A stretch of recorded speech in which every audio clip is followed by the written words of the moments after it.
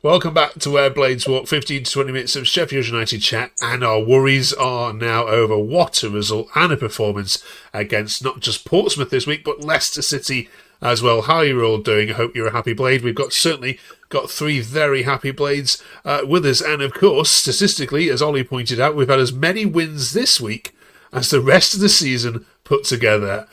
Coming up this week, we're talking about goalkeepers. Is there a problem with Cooper? FG says, Jesus Christ, please sign a goalkeeper in January. We're also looking at the Christmas fixtures for Blades. Just how difficult do they look? We're also talking about the FA Cup draw. Who do we want in next week's draw? And drops the letter H in our A to Z of Sheffield United. Plus, we're going to be asking Connor if he wants to apologise to Cannon. We're asking Dan if he wants to apologise to City Peck. And we're asking Shax if he would like to apologise for Callum O'Hare for their recent comments in recent weeks, given just how good the three of them have been recently. Stay tuned to see if we get 3 apologies or 3 grunts. Let's see. First of all, though, Shax, how good was that Leicester performance? Yeah, first off, in particular, very good. Wednesday are terrible. Portsmouth are sort of one of them, what you expect to be down the bottom, certainly bottom half, so they were decent gauges, but I think Leicester are one of them sides. When you look at their squad and some of them players, they kept saying on commentary that signed him for 20 million, this forward for however many millions, and so that seemed like a real test, if you like. And I think first half, I agree with Wilder. I think we just dismantled them. We just took them to bits. Obviously, second half, they had that kind of nothing to lose attitude and come at us, and then we showed, I wouldn't even say defensive frailties. I just think Cooper just decided to act like Adam Davis for half an hour, and he were at fault for both goals, I thought. So I don't think defensively we crumbled. It certainly didn't feel like that. But as a whole, to win any away game in Championship against a side like Leicester is a brilliant result. Yeah, absolutely. We don't want to focus on the negatives, and we will come on talking about the good players in a minute. But Connor, this was a topic across lots of Sheffield United chatter. George says discussions need to be had. That's a Sunday league goalkeeping that. It gets them back in the game for absolutely no reason. And yeah, some other people are saying Cooper has no competition in this squad, and that's why he's performing so poorly. Do you agree on that point? Yeah, I think any player, don't matter what position it is on pitch, you need that competition. You need someone sort of pushing them, making sure that they're on their toes and they're at the top of the game in order to stay in starting 11. Like I say, it's the same. Don't matter if you're a defender, goalie, or a striker. And you've got to agree. I mean, Adam Davis, he's had maybe the odd game. I think he saved a couple of penalties for us before. But I mean, other than that, you really don't want to see him on pitch at all. And I was worried when Cooper went down. I think maybe its second goal with due to he did seem to be a bit injured. He went down, so you could put it down to that. But yeah, like Shaq says, I do agree. He was at fault for probably both the goals. It could have been very, very much easily avoidable, but is what it is. We got the 3 points, and I know it were a tale of two halves, but we did job in first half. I mean, we're unlucky not to be maybe 4 or 5 up by half time. So as much as it wasn't the greatest the second half, 3 points to 3 points, and we can't complain. Yeah. There's rumours he's playing with some sort of back injury, Dan. I don't know if you've heard that. Are we being harsh on him? Yeah, I think it's a real bugbear of mine when fans have opinions and don't listen to what the manager says. He said it in an interview a few weeks ago. He was doubtful for a game, and he's got to go under knife for his back. He's had that all season. I mean, we can blame who we want. It's for me that it's crystal clear. He can't go and have an operation because we haven't got anybody to back him up.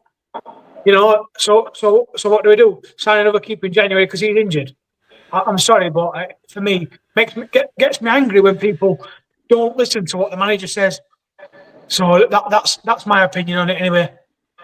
Okay, let's have a that one. Oh, sorry, I've done that one. Let's have a look then. We'll come on to that one in a second. Yeah, Billy says really poor game from Cooper, but credit to every sub coming on and seeing the game out. Exceptional centre forward play from Bamford today. Yeah, Dan, let's talk about Bamford a little bit. An excellent midweek and excellent again at the weekend. Is this what we've been missing?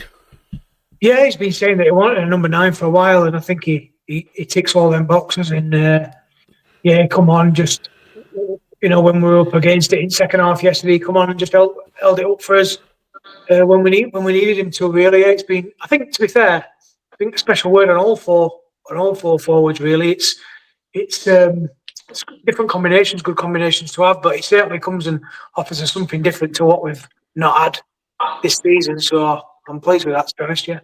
Yeah. Right, let's talk about some of the forward play then. So let's all Cannon first of all, Connor. Would you like to say anything about his performances, including a little word begin with S? Not really, no. I mean, don't get me wrong. I'm happy that he scored, but I mean, he scored from 1 yard out against Leicester and then a deflection against Wednesday. I mean, you've got to create your own luck. Don't get me wrong. You've got to be in them positions. So I am delighted for him, but at the same time, he's got to keep it up. He's got to keep performing. You've got to keep finding net, sort of thing. I don't want to, just like we are overall performance, I don't want to get too ahead of us. Like Shaq said, we've played a very poor Wednesday side, a bang average Portsmouth side near bottom, and a Leicester side that none of fans wanted the manager in charge. So I think we played them all at the right time, definitely. A bit like a lot of teams would have said they played us at right time at the start of the season. I think if we had a Bristol or an Ipswich game again, I don't think we'd lose 4-1 or 5-0. So I think, like you said, sometimes it's just look at draw. But yeah, I am really pleased for Cannon. I'm not going to say I'm just sorry just yet, but if he can keep performing like this, I might say it in a few weeks. Okay, right. Now, I think statistically there's only Victor Torp at Coventry and Matt Grimes checks that is a better midfielder than this next fellow we're going to chat about. Fancy says, yes. 3 goals, 5 assists. Name a better midfielder in form right now. Irish Blazers is my player of the season so far. So, same question to you. Do you want to say anything about Callum O'Hare, including a little word beginning with S? So when I were giving it Colin O'Hare, you've just mentioned them stats there. He's beat his stats for last season in probably in last 6 or 7 games, I think. Certainly as this season. So based on last season, I don't want to apologise because that's what he's done. What he's done now is what I expected last season when he spent most of the time on his horse, just running around like a dog chasing a ball. So at minute, it is brilliant. I'm not gonna say he's anything other than that because he is playing really well at minute, and form wise, he probably is up there with top players in the league. So he's coming into form, yeah. But I'm not apologising for what I said last season because he were I didn't and this start of this season I didn't think he were brilliant. But so okay. I'm not going to use words sorry, but right. He's definitely improved on last season, and at minute, I mean. He's gone from somebody who I weren't keen on to now he's probably one of my first names on team sheet just for that bit of creativity. I mean that ball he played for Campbell against Wednesday. He played another nice one to Aimer in midweek for his goal, and then he played another night. Well, he scored yesterday. I know they gave it Reederveld, but that were O'Hare's goal for me. So yeah, I'll certainly say he's improved, but. Takes a lot for me to say sorry.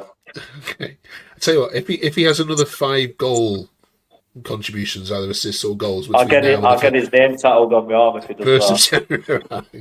There you are, 1st of January. If he gets us promoted, I'll have O'Hare it on me, sign it right somewhere. Right, okay. Let's see if we're 3 for 3 then. Dan, I think you've got a little apology as well because you've laid into City in the last couple of weeks. You had 2 goals and 2 Player of the Match awards as well. Yeah, he got his first goal, of course, on Wednesday night against Pompey, and then he follows up on Saturday. Do you want to say a little word beginning with this to City? Yeah, I do think I owe him that. I do think that at the start of the season, it looked very poor, but I think we mentioned that. Last season, he had a partner, a babysitter, if you like, to try and be polite, in Vinny Souza. I think playing with Reederveld has really helped him because he's got a little bit of experience at side of him, and he's just looked such a different player in the last few weeks. And the squad has in general since we've gone to a back 4, but him really his game stepped up. He's looked like the player that he was last season.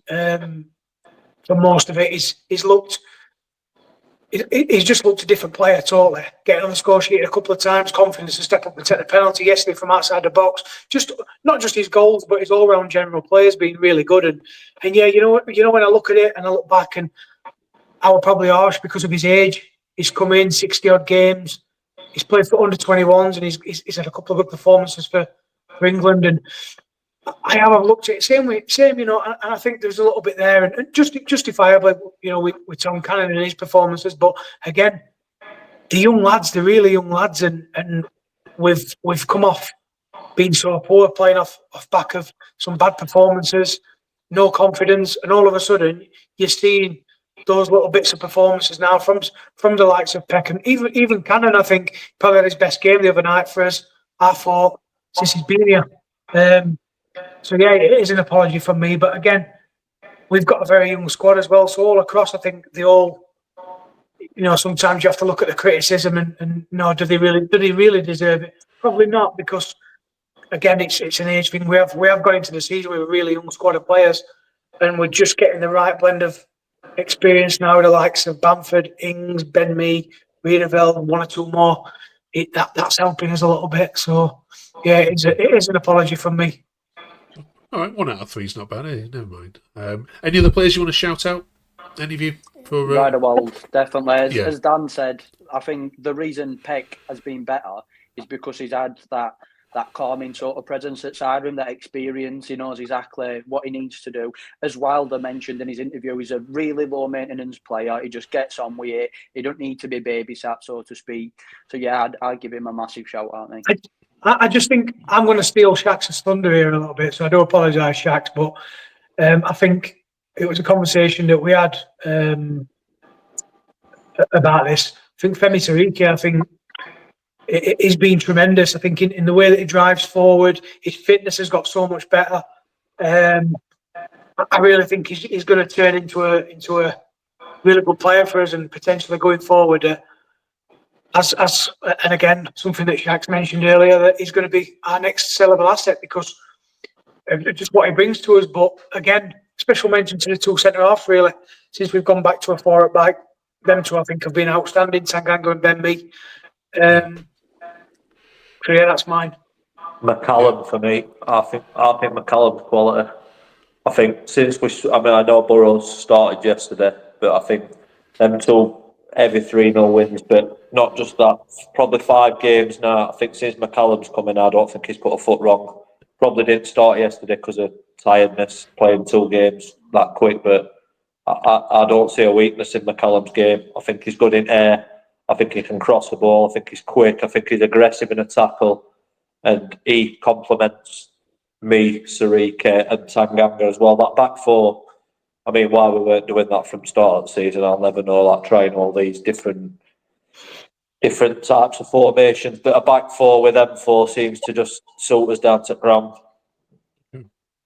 You're only 10 points off the playoffs, dare I say. 11 points off second. Okay. Come on, Mark. Come on. I mean, I had a conversation with a couple of friends earlier on, and about this.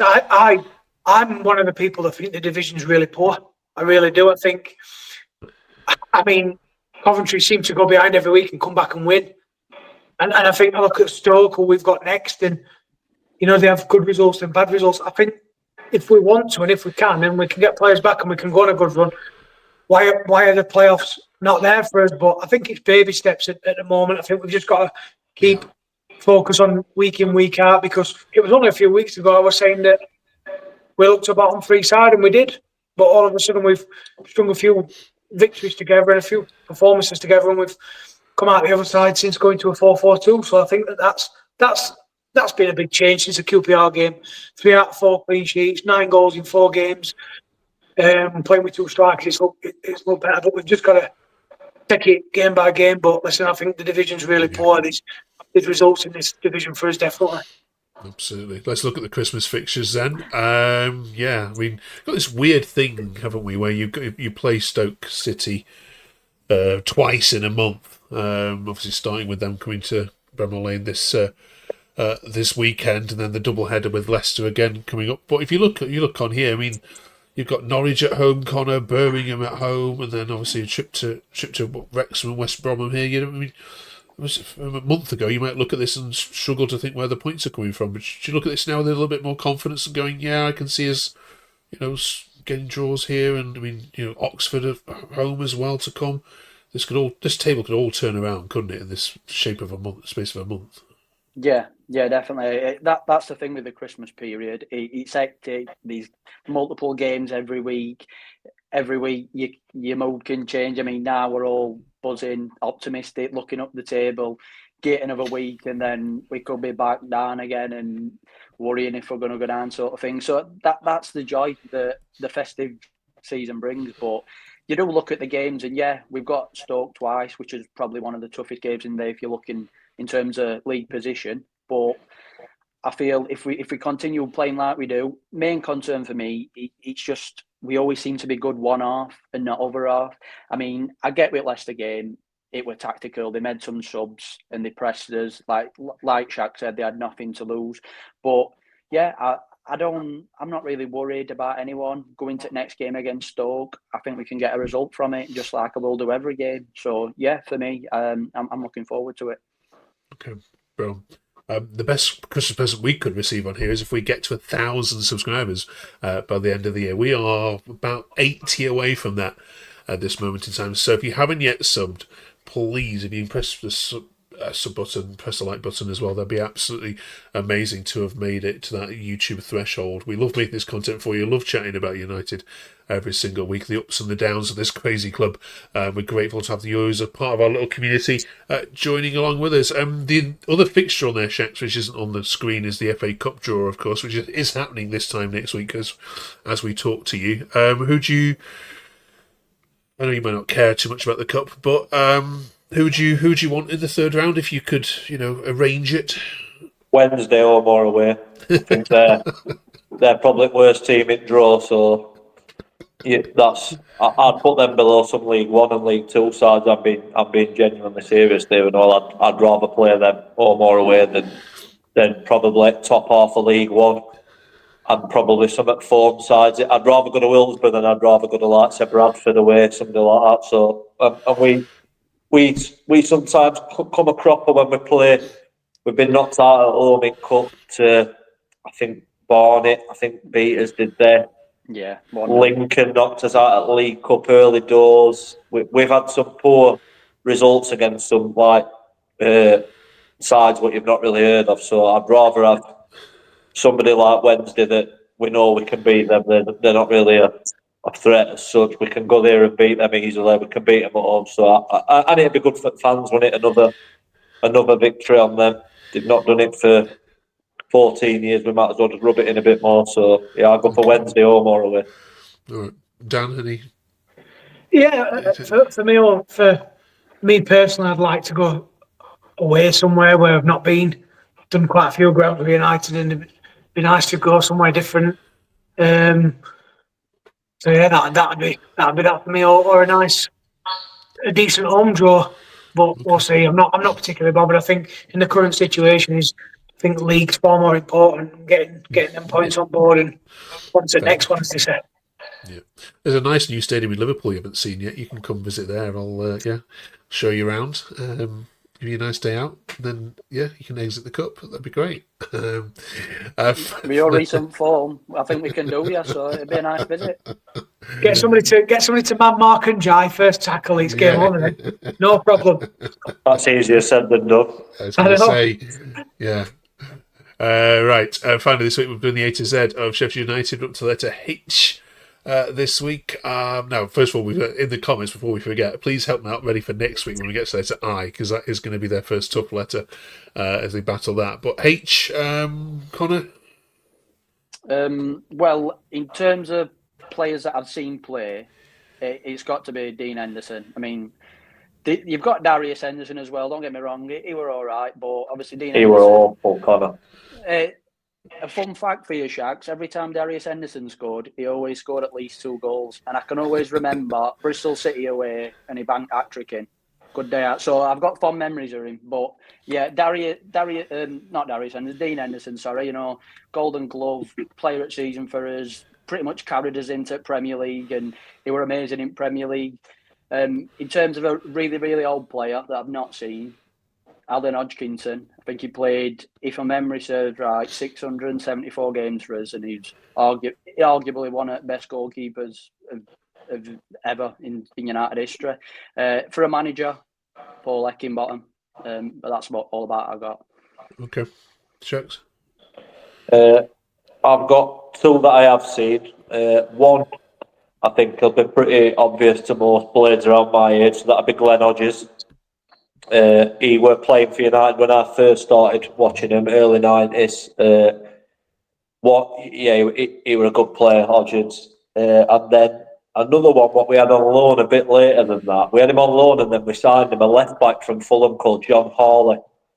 And I used to love watching him play. I thought he was brilliant. I'd mint left foot like Hodges did, but I think Fulham were in Premier League at the time, and he kind of just couldn't get in their side if my memory's right. But yeah, John Hawley, quality little player. Him. Okay, Dan, which of these gets in? Then you have the casting vote this week. Do you know what they both got good shouts, and I'm really torn between one of my favourite players from the 90s who Shaq's mentioned, Hodges, who outstanding. And Dean Henderson's really tough. But I wanted to cheat a little bit. I don't know if we mentioned him earlier on in the earlier letters. Harry Bassett. I know his name was Dave, but I was trying to go down that route a little bit. But yeah, I think one of them two, Hodges or Henderson, I'm going to let them to a final say on that. But I think any one of them two gets it for me, I think. Right. We'll let the comments decide then. Let help us out here. Hodges or Henderson gets in the A to Z. Let us know in the comments. We'll pick out the more people that mention it in the comments. Right. Yes, Stoke City then this weekend. I'm sure I've got odds on Cannon's going to score, Connor. He's going to score. Sorry. Can I just mention another one that we forgot about? Oh, go on. Gustavo Harmer. We knew of him, but I just thought it's a bit too recent, innit? Yeah, I thought so. Henderson's got them promotions, so... Yeah, if he gets you promoted this year, then definitely would be in the shout. Right then, yes. Thanks for your company this week then. Stoke City this weekend. We'll be back here in 7 days' time to review all of that with these three, of course, as well. Let us know your thoughts on all the discussions above. Do you need a new goalkeeper in January, or are people talking nonsense? And we'll see you in 7 days' time. Have a good one. All the best.